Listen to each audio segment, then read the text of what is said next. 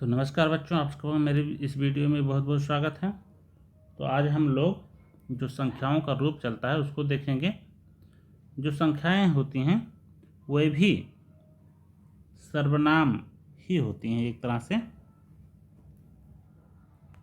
तो इनको संख्यावाचक सर्वनाम कहते हैं। तो बस अंतर इतना होता है, इन जो संख्याओं का जो रूप होता है कुछ ही विभक्तियों में, कुछ ही वचनों में इनके रूप चलते हैं। जैसे एक शब्द है तो इसका सिर्फ एक वचन में ही रूप चलेगा और तीनों लिंगों में इसके रूप चलेंगे। पुल्लिंग में भी, नपुंसक लिंग में भी और स्त्रीलिंग में भी इसके तीनों लिंगों में रूप चलेंगे। चूँकि संख्या एक है तो एक कभी दो नहीं हो सकती है, एक से ज़्यादा नहीं हो सकती है, मतलब तीन नहीं हो सकती है, चार नहीं हो सकती है। एक है तो सिर्फ एक ही रहेगा, इसलिए इसका रूप एक वचन में ही चलता है।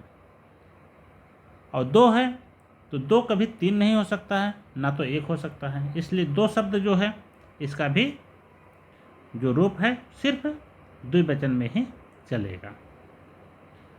तो जो एक शब्द है उसका पुल्लिंग में किस तरह से रूप चलेगा, आइए हम देखते हैं। तो जो सर्वनाम होता है उसी के समान इसका भी रूप चलेगा, बस इतना ही अंतर है, एक वचन में ही रूप चलेगा। तो जैसे एकः, एकम, एकेन, एकस्मै, एकस्मात्, एकस्य, एकस्मिन्। सर्व शब्द का क्या रूप होता है? सर्वः, सर्वम, सर्वेण, सर्वस्मै, सर्वस्मात्, सर्वस्य, सर्वस्मिन्। मतलब सारे रूप, एक शब्द के सारे रूप सर्व शब्द के एक वचन के रूप के समान चलेंगे। एक शब्द का नपुंसक लिंग में वही समानता है। जैसे सर्व शब्द के विषय में मैंने बताया था कि तृतीया विभक्ति से लेकर के सप्तमी विभक्ति के सारे रूप समान होते हैं, सिर्फ अंतर होता है प्रथमा विभक्ति और द्वितीय विभक्ति में अंतर। तो जो नपुंसक लिंग में रूप होगा वह एकम, एकम, बाकी सारे रूप पुल्लिंग के समान होंगे। एकेन, एकस्मै, एकस्मात्, एकस्य, एकस्मिन्। स्त्रीलिंग में एका, एकाम, एकया, एकस्यै, एकस्याः, एकस्याः, एकस्याम्। सर्वा, सर्वां, सर्वया, सर्वस्यै, सर्वस्याः, सर्वस्याः, सर्वस्याम्। सारे रूप स्त्रीलिंग सर्व शब्द के समान चलेंगे। द्वि शब्द है, इसके हमेशा द्विवचन में ही रूप चलेंगे। तो जो द्वि शब्द है इसका मूल शब्द द्वि है, दा, आथा दा, वा छोटी मात्रा, इस तरह से द्वि शब्द है।